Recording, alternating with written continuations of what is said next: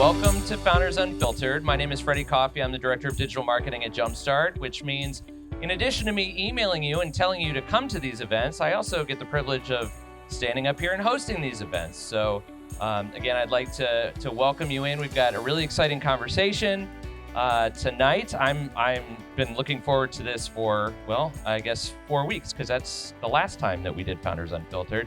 Ever since I promoted that Beth would be joining us this month. So this is part of our summer series here at Limelight. We're doing I would say right now a 3-interview series in June, July, and August. I may amend that when we get to the end of the evening tonight, but June, July, and August right here. This is our last one now that it's being August. So again, thank you for joining us for that. Tonight's caterer is Melendez Catering. That's all that food in the back. So make sure that you thank them, grab something. It is fantastic.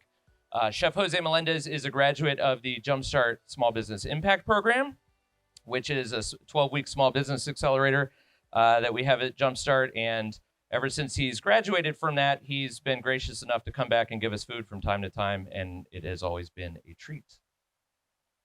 So those are all my morning announcements, but I would like to get right into it because as Beth and I were preparing for this conversation, we realized that both of us like to talk a lot. So I'm going to stop doing that right now and, really start doing that again as I introduce Beth Potratz. So Beth is the co-founder and CEO for Drive My Way, which is a next-generation marketplace that matches CDL truck drivers and owner-operators with jobs based on their professional qualifications and maybe more importantly, their personal lifestyle preferences.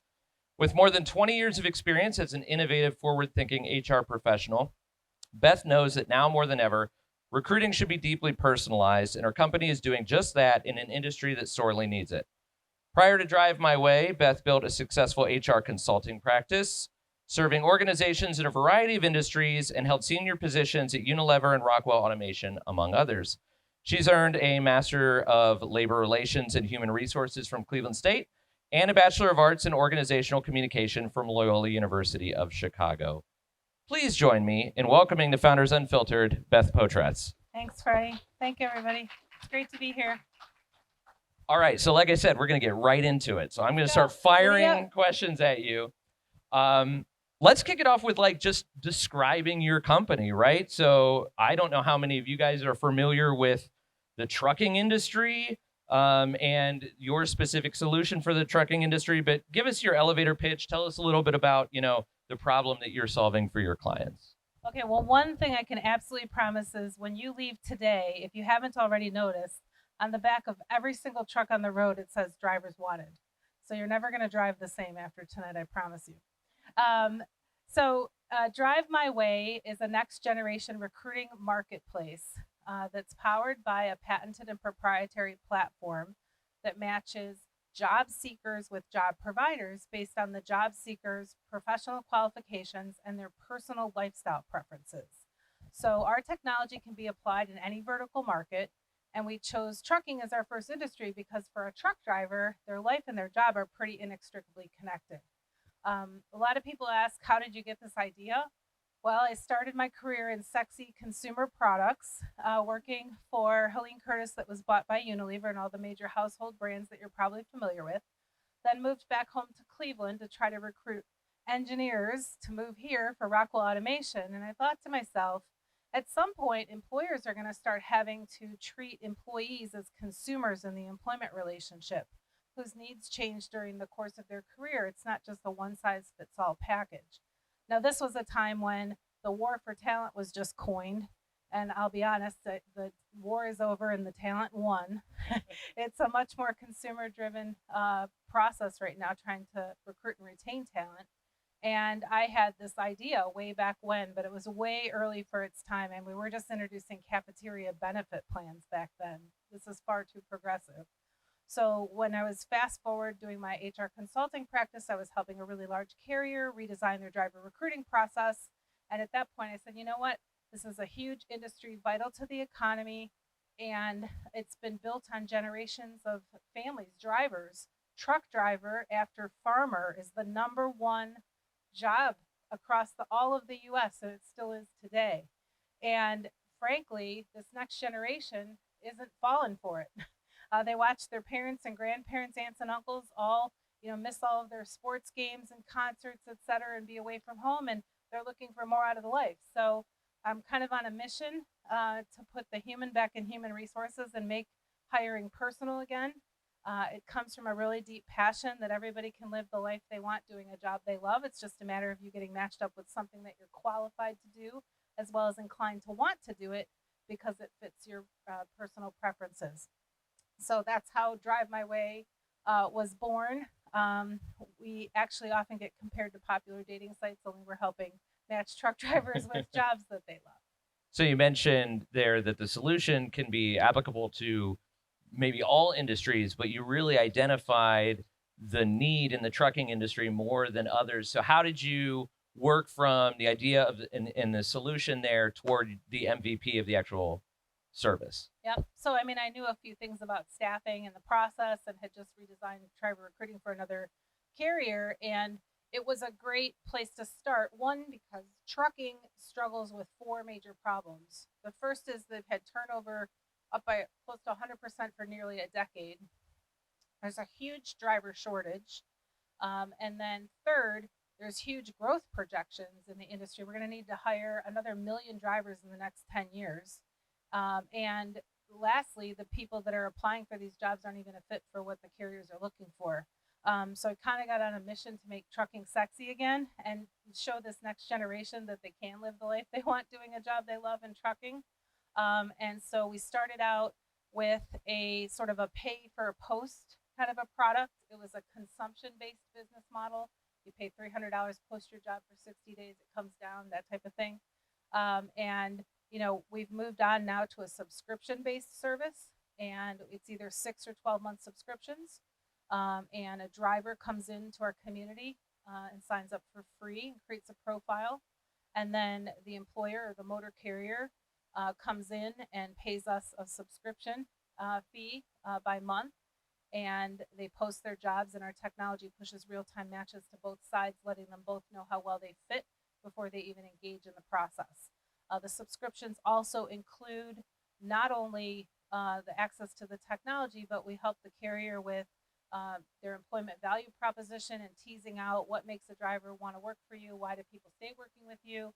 We help get their job out in front of folks in a sharpshooter format, the specific types of drivers in certain geographies. We do that through brand awareness campaigns and paid digital marketing that's included in the subscription.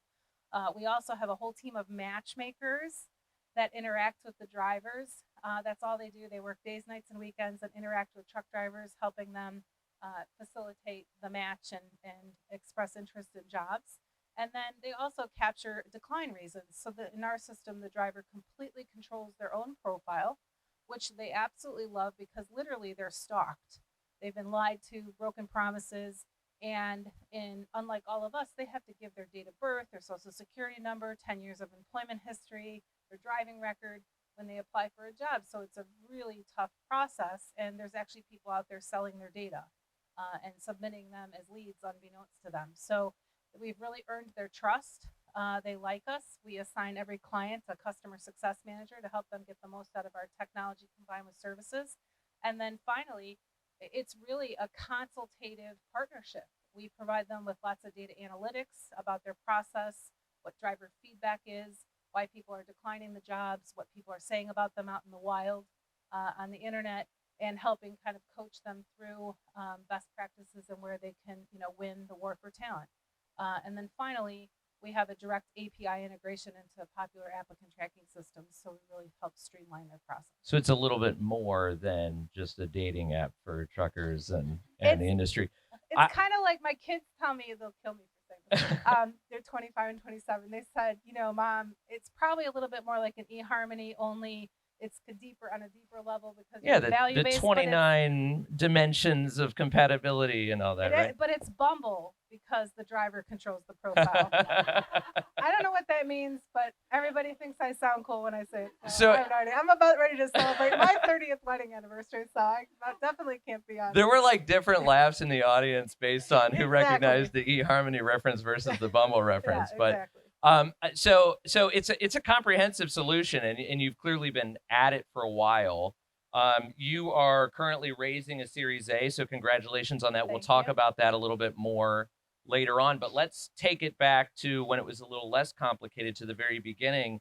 Tell us where your company was and what it was like when you sought your first round of investment. Yeah, you think, oh gosh, this won't be that hard. And I know staffing, you just post, get somebody, post their job, find the people, it'll be pretty easy. Well, that was far from the case. And what ended up, really coming to light pretty quickly, not only is it a tough choice to become an entrepreneur and start a business, but of course I had to select probably the most complicated type of business that you could have, which is a dual-sided marketplace. It's the chicken and the egg, right?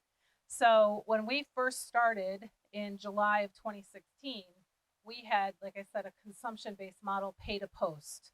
Well, that was a challenge because as soon as they'd post, they'd get the driver and they'd go away because the need was filled. And we had to start there though, because we had to deal with small companies. We didn't have a lot of drivers, so we had to start with smaller companies who had a smaller need and then just go one by one. But that wasn't going to end up becoming a sustainable business. So as we grew, we realized we could use job inventory to help us drive up our driver inventory. So we started our first raise through Flash Starts. Charles Stack. I met Charlie 15 minutes into the conversation, and as I'm doing my pitch, scared to death, he shut my laptop right in front of my face. And I thought, oh my gosh, either this is just like got killed and is going extraordinarily poor, or something just happened. And he's like, no, no, no, no, I get it. I get what you're doing. It's fabulous. Let me just tell you, you need to join our accelerator program. I'm going to invest in you. We're going to have you start now. It doesn't start till the fall, but we're going to sign you up this summer. Let's do this.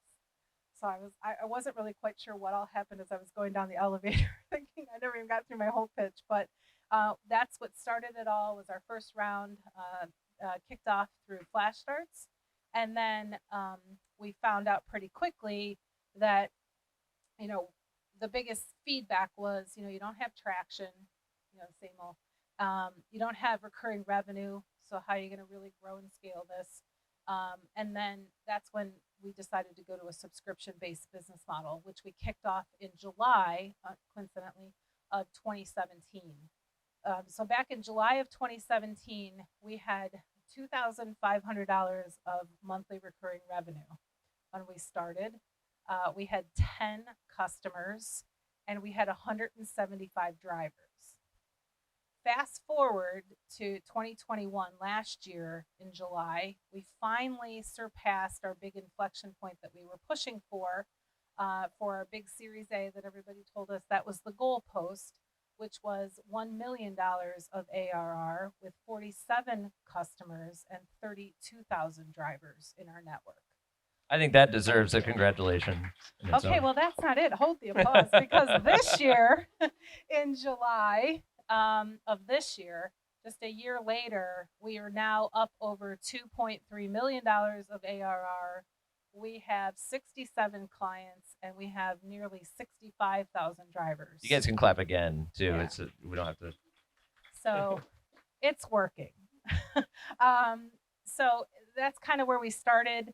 Now we've been pushing, to get to that million, to have our big Series A. Then the goalposts keep moving. But now we're getting ready to close on our A round, and it was all worth the wait. Well, I said that we would talk about that Series A round later, so it's later now, so let's do it. Okay.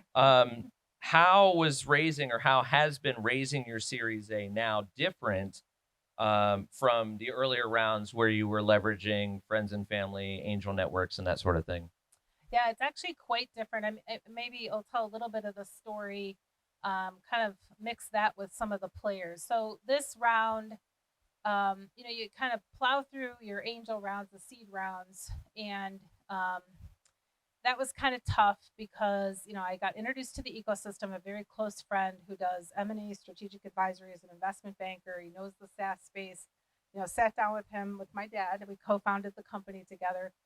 He really just helped me kind of get it structurally set up. He has a public accounting background and had run a family office and done a lot of investments. And we sat down with my good friend, And he said, "Are you really sure you want to do this? Like, do you really understand what you're getting into?" And he keeps saying he tried to warn me. So we still stay close to this day. But it started there, and it was pretty successful trying to just reach out to our network. Like, who do we know? Starting with that person, then through a family member, met someone who was a former EIR with Glide. Um, he goes by Kendall. It's like Sherry. Like everyone knows him by Kendall. Kendall Wooters, and he came and had lunch with us in our little offices in Chagrin, and he was like, "You really have something here. Like, do you understand that other people who go raise money and who participate in these things still have just basic ideas? Like, you have like an actual product, you have customers, it's working. Like, let me introduce you to the Cleveland ecosystem." So that's how we got introduced to JumpStart. That's how we went for the Glide Innovation grant, which we won. Then got introduced to some more people. We won investment through the Northeast Ohio Student Venture Fund, Dan Hampu and the folks at University of Akron and the students at Notre Dame College. They were amazing. And then I got networked into this amazing, some like more formal, some informal network of female investors through Lynn Ann Grease and through X Squared Angels, which is out of Columbus and Cincinnati. And then there was a gal who was very connected to hometown Cleveland, who has a fund out in Chicago called Invest Her Ventures. So a variety of different people along the way, that have navigated kind of like the whole ecosystem up and down and through the state, and then started to explore beyond. So I would say that was quite a process, because I was trying to deal with people informally through personal networks, people that were, because you're at that point, you're really just betting on the person. So people who knew me and wanted to support what we were doing. I'm fortunate to have a lot of relationships from all my years in HR and all the people that I've known in my career. So I was able to get a lot of angel funding, as well as some of the more formal funds, and then moved on from there to now this angel, or this Series A round. So we're in VC land, and it's quite a different process. I got struck very early on, though, trying to get the word out through my angel networks and trying to educate people, not like really targeting who I was talking to. I just was anybody who would listen. And at one of my presentations, 10 minutes into my pitch, someone raised their hand and said, "Excuse me, what's a CDL?" And I was like, "Oh, I'm so screwed. They don't even know what we're doing. Commercial driver's license, truck drivers, right?" And then someone also raised their hand and said, "Hey, I just got back from a conference. Do you know that autonomous trucks are coming and that all these drivers' jobs are going to be, obsolete?" And then someone else who, How long ago was that? probably 2018, maybe 2018. Well, when did the Cavs win the championship? 2016. That was 2016. But then it even So they're not here yet. They're not here yet, and it even evolved from there to someone who was arguing about whether or not we really needed drivers. It was like, do you even ride on the highways? Like, aren't you behind trucks? From time to time, every single truck says drivers wanted. So it was it was like herding cats more than anything. Through the initial kind of finding my way, and then this VC piece. And Hardy keeps telling me, well, it'll get better when you get to Series A, because like these people, they cut right to the chase. It's their business. This is what they do. It's their profession. It'll go a lot faster. That hasn't quite happened to me yet. It's been really kind of a slow, drawn out process, but it's just a whole different conversation. It's a different kind of level of diligence, et cetera, which is fine. It's just, something you just really have to prepare for. But I continue to be told all throughout my journey that we are more buttoned up and more prepared for a company of our stage than they've ever seen before. So we've got that going for us. Yeah, that's good to hear, right? Yeah. You mentioned in your previous answer about some moving goalposts when you're getting to that milestone and you reach it and you're on the other side. But and maybe that's the answer to this question. But what's been the biggest challenge for you, both in the earlier rounds and maybe now as you're in the VC world? What's been the biggest fundraising challenge, and how have you overcome that, or how are you working to overcome that challenge or those challenges? Yeah, I think a lot of times, if I were to do it differently, the biggest challenge is being more focused on, really doing some homework on who we're speaking with. And the other thing I would say is, don't assume anything. I mean, sometimes you get onto this meeting and you're in a meeting they've set up, and you've pre-sent the deck, and you have 15 minutes or whatever it is, and you're jumping right in wanting to tell them the details, and they haven't even read your deck. So like, don't even assume they've read your deck, and that they even know what your business is all about. So I think that's been a really big learning, how to position yourself and demonstrate your traction in a way that resonates with people so that they can get a real feel, not just for the numbers, but really what was the journey, what was the story, what were the challenges at that point in time, because you have to have the color and the context around it all. These guys just want to look at the numbers. How does it all, I mean, they literally, like, I don't even know why they have the call with you. You should just submit your sheet, and then they look at the number and go, yeah, well, this is going to fit for us or not, so it's true. I always kind of like cut to the chase here. So money has a lot to do with growing your startup, but it's not everything. You have to work on the business as well. And you've been, as you mentioned, through kind of in and out Cleveland's startup ecosystem, working with Glide and Flash Starts and JumpStart and a variety of others. You mentioned, some of the funding things with Linan and others. Talk us through what that journey has been, in the ecosystem, and then you also had the opportunity to work, within a national accelerator. So talk about, that experience as well and how that journey all flowed from one to the other. Yeah, it was pretty cool. I mean, just being able right out of the gate, well, first kind of getting schooled a bit by Kendall and having to go through the paces of the Glide presentation. And getting the $100,000 grant, like right up, on the first try, when we were told after that very few people ever get it on the first try. So we were like, wow. And then when we got through the Flash Starts program, which was amazing, really kind of helped prepare us. So we graduated at the end of 2016 with that. And then I got a call in December of 2018 letting me know that I was being invited to apply to a national accelerator that was being hosted by the largest supply chain logistics companies out of Northwest Arkansas. So Walmart, JB Hunt, ArcBest, FedEx, you know the list. And it was like basically they're trying to become the Austin, Texas of that part of the country, and so you had to apply. I wasn't really sure, what does this mean? It was quite a commitment. I had to be there from January through May, Monday through Friday. They paid for the entire thing. I just had to pay for my travel and my housing. And we were one of 8 companies selected. And it was the most amazing experience. I was like, these are my people. I have found my tribe. Like, they actually know what we're doing. And they've lived the problem. So, it was amazing. It was programmatic.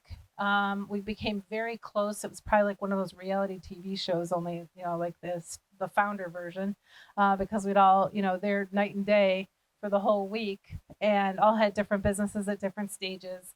And we had access to some of the most amazing, talented mentors in the industry. I mean, hands on, like, I'm meeting with you, let's sit down and have a working session. How can I help you? So we came out of that with a lot of great connections. They did a lot to help prepare us and challenge us, and just made some amazing mentoring, relationships and friendships. And I left with several of those folks on my cap table. That's awesome. Is that something that you think that you will explore as you grow the platform? The base platform, not necessarily Drive My Way, but you mentioned earlier that it could, spread out into other industries. Is that something that you think would work for you in the future in other industries, or are there other industries maybe you've identified where those sorts of conferences or accelerators might take place? And that might be, if you haven't researched it, then you don't have an answer for that. But yeah, I don't know. I mean, right now we're so focused on trucking. It's such a huge space. And even if, we go a mile deep and an inch wide, we still have diesel mechanics and technicians. You have to have a CDL for that. There's a lot of other jobs. And with, now the regulations changing and they're reducing the age to obtain a CDL, not that the insurance companies are going to let them drive it, but we have to be able to create a career path for people, and a dock warehouse position all the way to a driver's seat, that type of thing. So I think we need to remain hands focused full with in our trucking. Got it. Hands full. We're going to keep trucking for at least this point in time. But I definitely, I think I got a lot out of being able to experience another ecosystem. And I left Cleveland at a time where Northeast Ohio was really trying to evaluate itself and figure out what our ecosystem was all about, and how, like what they could do to be helpful to founders and all of that. So that was really positive, leaving when, we're trying to all get, figure it out. And when I went there, I just saw a different way to operate. I mean, the governor came and talked to us like within the first 2 weeks. I mean, he was really pushing, saying, hey, we have tax credits available, and if you set up your operation here and all of this stuff. And then they had huge academic support from the University of Arkansas and the dean of the business school, and then the corporate was support with hands-on mentoring, and just leaning way in was just enormous. And I just had never experienced anything like it. Like, the whole community embraced us. And if you're ever in Arkansas, you're either drinking coffee, lots and lots of coffee, and they all have their special places, or you're drinking lots of beer, because that's all they do. Hopefully not while they're driving and the you're trucks, being driven around by an Uber driver that's worked at Walmart. So you have just become an expert in this industry. I mean, it's very clear there. Not yet. I still want to get my CDL. All right. That's a good goal to have. I definitely do. I want to have a drive my way truck. Just drive on up to some of these places. So you get in rooms with VCs, and VCs are expert in venture capital. You're an expert in this industry. How do you mentioned the question about the CDL earlier, which I think is hilarious. How do you bring investors up to speed on the nuances of industry pain points and how your solution solves those, whether it's the truckers or the diesel mechanics or, the entire spectrum of talent in that industry? Yeah, I mean, I basically just took notes on every conversation I ever had with anybody and all the questions that they asked, and now I just preempt it and just anticipate the question and just feed it to them, spoon feed it to them, in terms of, anticipating their question and just hitting them up and talking about, the facts and the data, and, just you get so little time in front of them, frankly, that it's hard to pick and choose, because you don't know what their hot button's going to be. So you try your best to figure out where they're going to come at you from and pull out of your bag of tricks. So you're raising money now. You also have revenue. You told me when we talked before that cash is king, but all money isn't equal. Yep. How does a founder turn the table on investors to gain control over the fundraising experience, if that's possible? So, I mean, I talked to obviously a lot of people, made my way through the ecosystem, and it kind of became clear that even though I had great support and could continue down that path, ultimately I really knew, I mean, I'm an HR person, right? It's all about your team. And I knew that the investment part was just as much as part of my team as anybody I would hire. So I thought I really need to recruit a team of people who understand this space, who have lived this problem and its pain.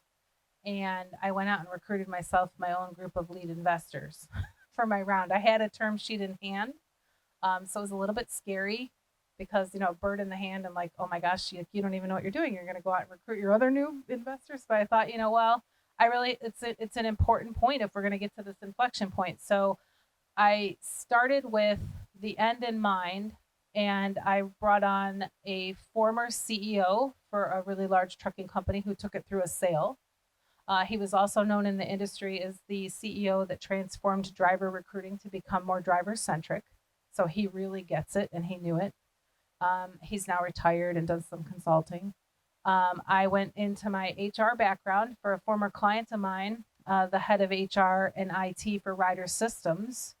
So he had all of the supply chain start to finish, plus the HR and IT side of it. And he now was retired and on some boards. And then we're capturing incredible data, which we have the opportunity to monetize. And we have all the data on driver changing preferences and why people are declining jobs, et cetera. I know who else traveling in a truck with their pet? Wouldn't Chewy.com like to know that?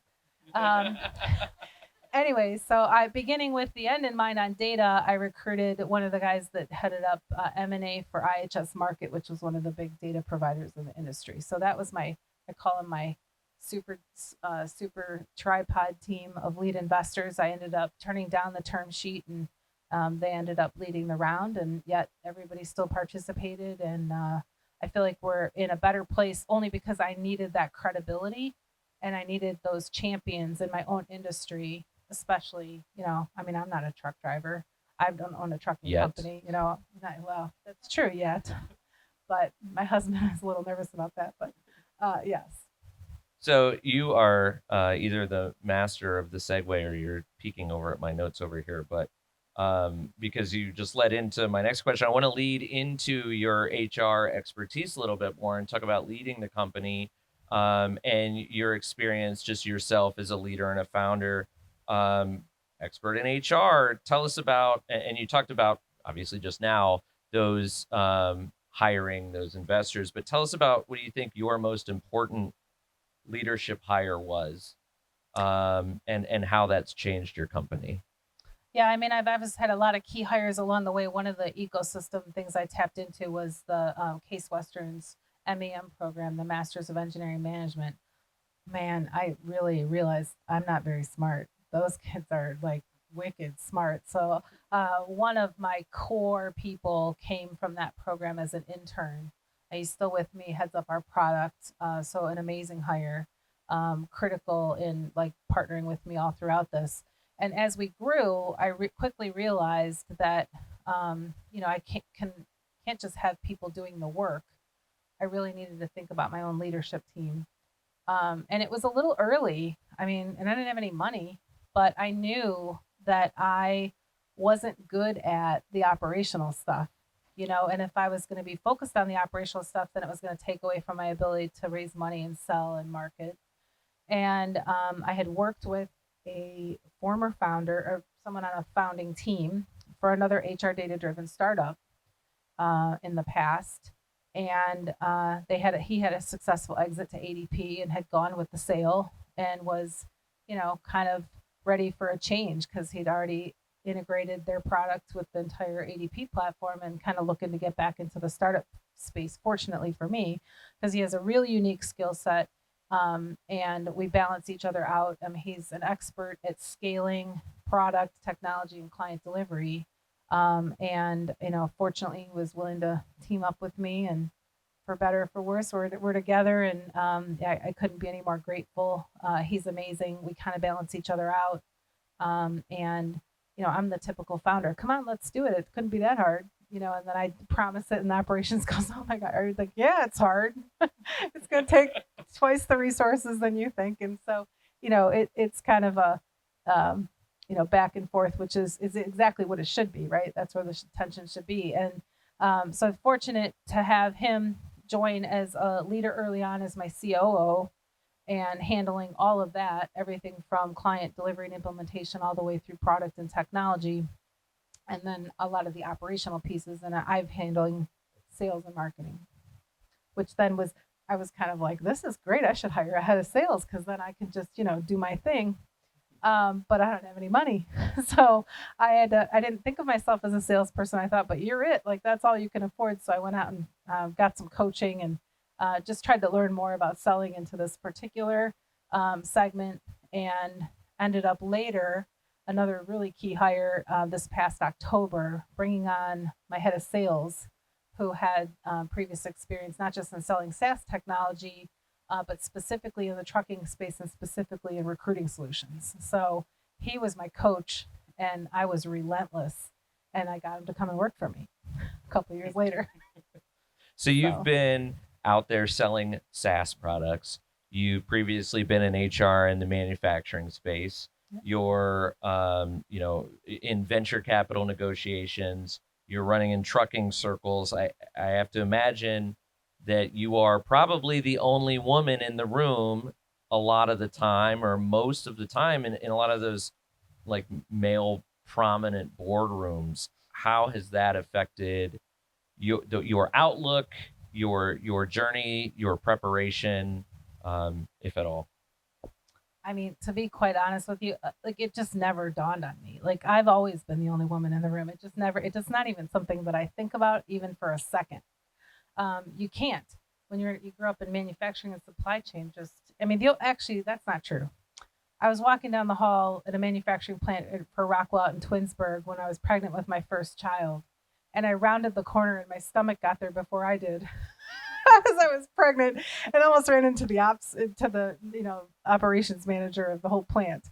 So at that point I thought, oh yeah, I guess I am the only woman in the room having to leave the room to go to the bathroom more during the pregnancy. But other than that, that was really the only time it kind of dawned on me.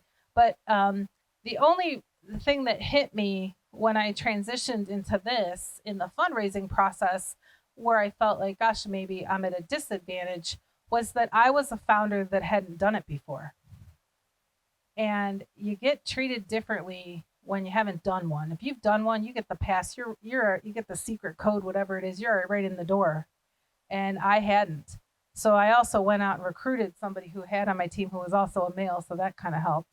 But then the other piece was, for the first time in my entire life, and I've been the only female in the room in a lot of different industries, even at Global Unilever, where I actually felt treated differently in the investment process during an engagement with one of the funds. And I have never been so talked down to in my entire life. And it, like I said, it never struck me before. It never even bothered me. I don't even think of it anymore until you asked me the question. Sorry. And came back.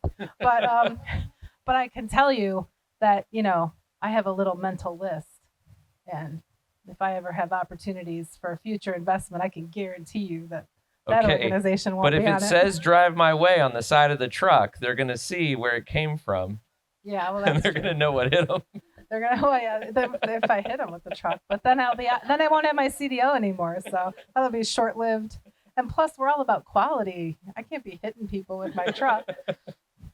So you've come a long way. Looking back on your journey, if there was one thing that you could change, what would it be? I think that I would have kind of reached out and thought through more about like the business model and kind of like sort of thinking it through in total. I think, I don't know. I learned a lot, but I honestly don't know if I would have done, things completely differently. I think maybe just on the fundraising side, I had no idea what I was doing. And I wasted a lot of time talking to a lot of people that I just needed to do a better job at being more focused. A lot of people said, oh yeah, sure, we do early stage. Sure they do. Because, you get in there, and I learned that you really have to interview them as much as they're interviewing you. And, asking, what's your criteria? Do you have a thesis that you're operating from? And really kind of doing your homework, because like I said, the goalposts kept changing. I would always ask, well, what do I have to do to be ready? And the answers would differ. So I think just a lot of wasted time, maybe in some of the wrong circles, and, could have been a little bit more focused. We've got a couple Founders Unfiltered alumni here tonight. We've got maybe some people I would like to get on Founders Unfiltered. So lots of founders and entrepreneurs in the room. Do you have any parting wisdom? Kind of as we wrap up the long interview portion for founders or maybe even investors in the room? Yeah, I do. You have to be a little bit crazy to do this, quite frankly. And I would say you really need to do a long, deep personal assessment right up front, asking yourself, do you really have the skills to do this? Do you have the grit, the tenacity, the perseverance, just the plain energy to stay the course? It's not a sprint. It's a marathon after marathon after marathon. And you have to be realistic about it. Everything takes longer, costs more. And quite frankly, it's not just you going through this. It consumes you and your life and your family and your friends. So you have to recognize all that up front and say, am I willing to take all this on? So that's the first thing. The second thing would be trust yourself, because you're going to find that you ask a lot of questions, which is good, and you're going to learn a lot of things. But if you ask 10 people a question, you're going to get 10 different answers. And at the end of the day, it all boils back to you, and you're going to have to make a decision. So many times you're out asking the question, thinking, oh, I hope I find somebody who gives me the right answer and I could just go with that. And the reality is you just have to take it all in, make the assessment, trust yourself, trust your gut, and go for it. And then the last thing I would say is make sure that you surround yourself by people who have your back. I mean, hands down, it doesn't matter. And I mean your investment groups. I have the best cap table literally in the whole world. Absolutely could call any one of them at any hour of the day and get help. I have the best team that surrounds me and supports me in the business, the best family who still thinks I'm crazy, and friends, etc. So, I mean, you just can't do it without all of those things, I would say. Awesome. Thank you, Beth. You're welcome. We are going to get to my favorite portion now of Founders Unfiltered, and that is our Fast Five lightning round. Before we do so, we don't have an official promo for this yet, but since you're in the room, I want to let you know that we will be hosting Founders Unfiltered in real life at Limelight one more time. We're going to do it next month with Kumar Arora. We're going to be up on top of the roof, outside in beautiful September in beautiful Cleveland. It's not going to rain. I'm telling you that right now. So if you guys could all knock on wood up front, that would be good for me. And so we will be announcing the date and time of that within the next couple days. But please come back next month and join us again. Cool, Beth, fun. it's time for the Fast Five. Here's how this is going to work. It's 6 questions. You have to answer 5 of them. Okay, you get 1 pass. Okay. If you answer all 6, though, you win a prize. A personal prize for me, and my prize for you will be the Optimus Prime Transformer semi-truck that I got when I was 8 years old. I will give you that if you answer all 6 questions. All right, number 1. What is the most common myth you think about the trucking industry? I think the most common myth is that, it's a low grade job to be a truck driver, and you don't really have to have a lot of skills or competencies to do it. And it couldn't be any farther from the truth. What is the weirdest question you've ever been asked by a VC? Oh my goodness. See, it was a softball to start, and then we get right in there with the second one. I'm like about ready to close this A, and I want it to close. This is going to be on TV right now. I'm just kidding. I don't know. I've been asked so many crazy questions. I can't even. I get a lot of questions about autonomous trucks. Like, people literally think that because we can do it, that it's going to be the Jetsons and trucks are going to be flying all over the place, and all automated.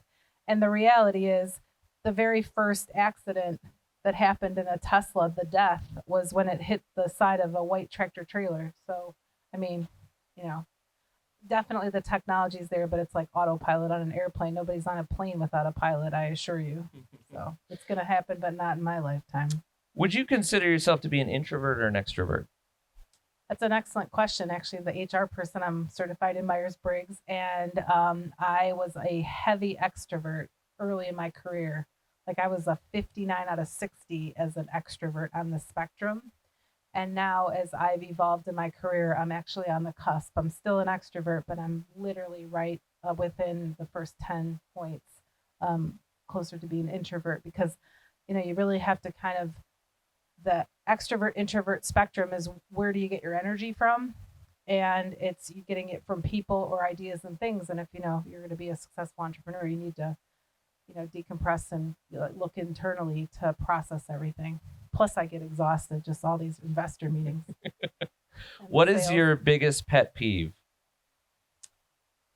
Oh my gosh, there's a few. I mean, it's probably a lot. I think my biggest pet peeve in this, like relative to this, is VCs who come and they show up, but they don't they're not clear about their criteria and very specific about their process, their internal process, their timing, and then sometimes they never even get back to you. And if you're going to get back to me, yes, just tell me yes or no. I'm okay with it. But even better, like, tell me 2 minutes about why you came to that decision. Maybe it's going to actually be helpful for me the next time around. that's kind of a pet peeve, is people who don't close the loop. So there's going to be a movie made about Beth Potratz. What would the title of your biopic be if your worst enemy wrote it?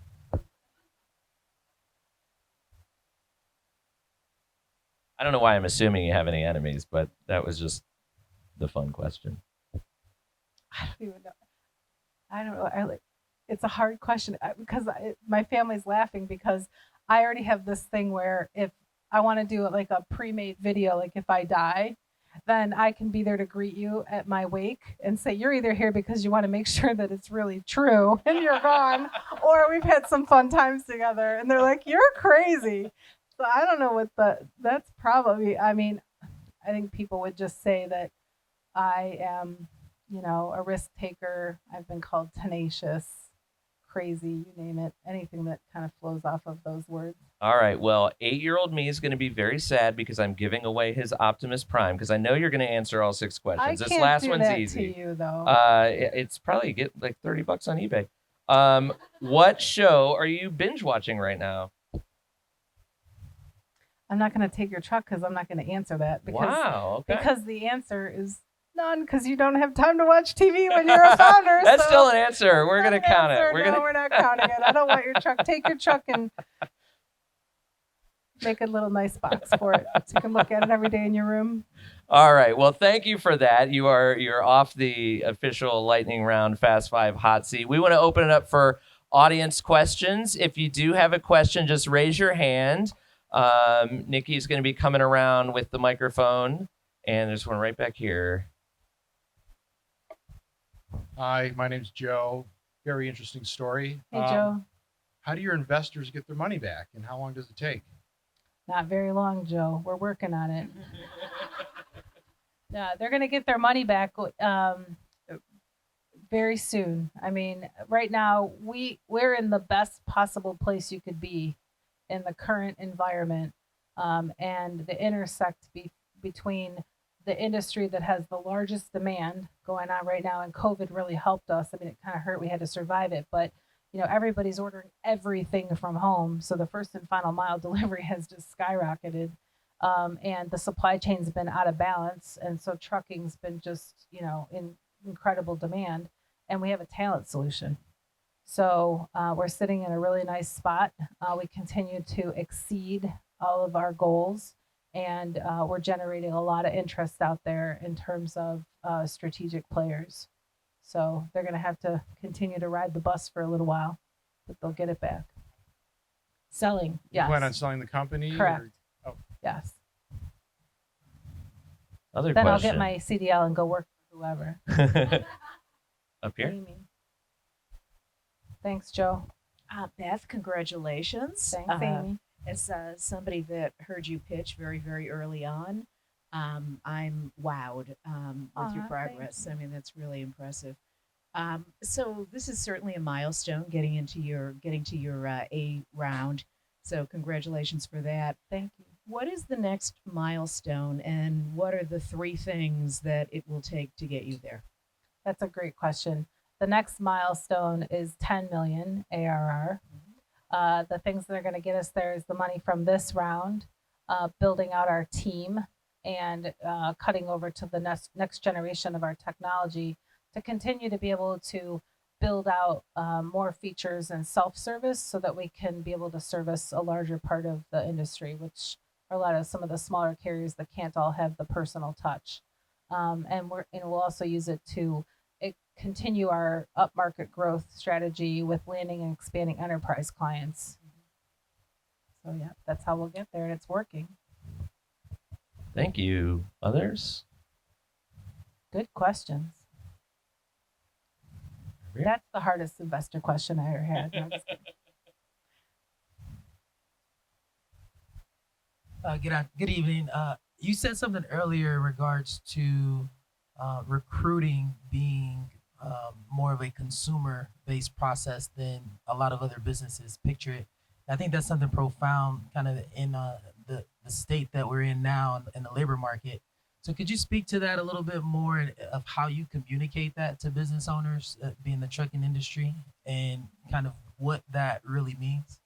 Yeah, absolutely. It's the single thing that differentiates us. So basically, when a driver creates a profile, it's designed. I mean, basically, the DOT regulates the application for a driver. It's a really long process, and it's all just the basic stuff: their education, licensing, credentials, endorsements, previous work history, etc.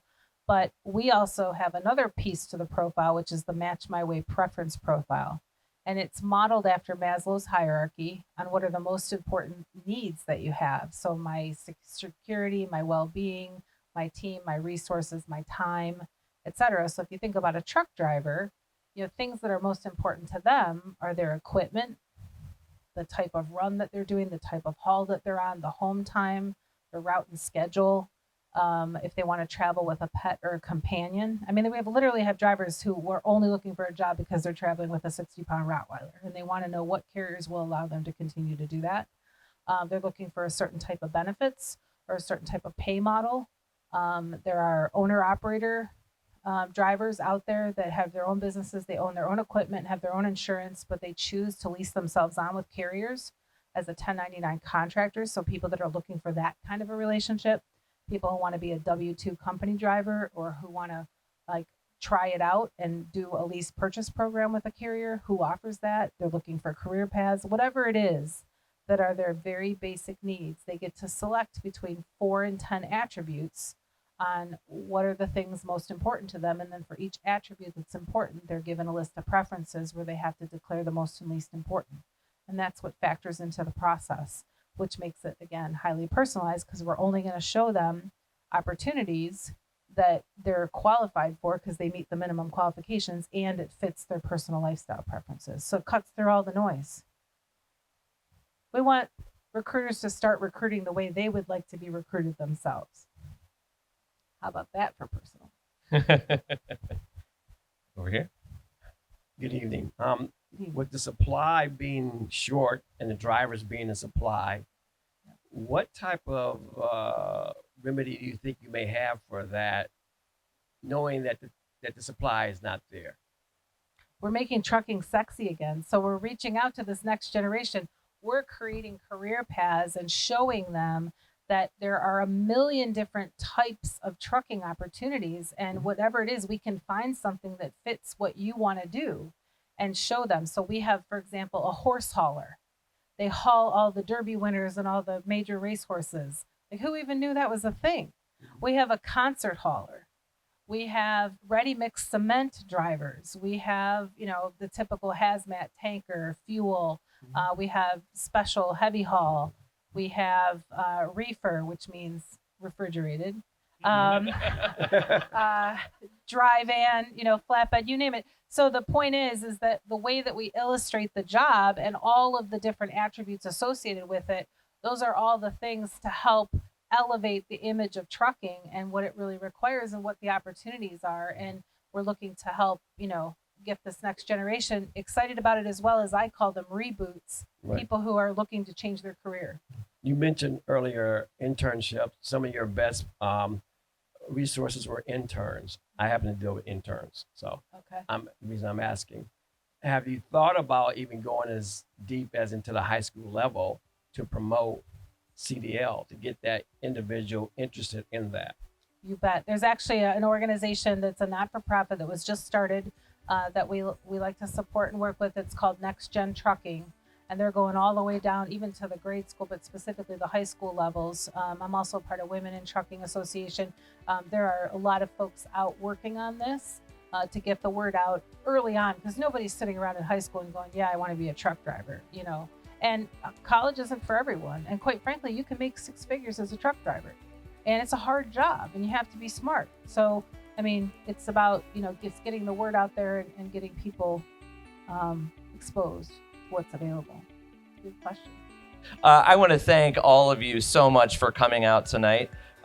Please stick around for networking. We'll take it outside onto the patio in the back. I can't see directly, but I believe that there is still food back there for everybody to enjoy.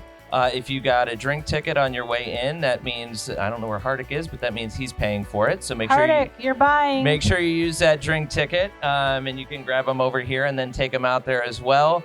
And please join me one more time in thanking Beth Potratz for joining us for Founders Unfiltered tonight. Thanks, I appreciate it.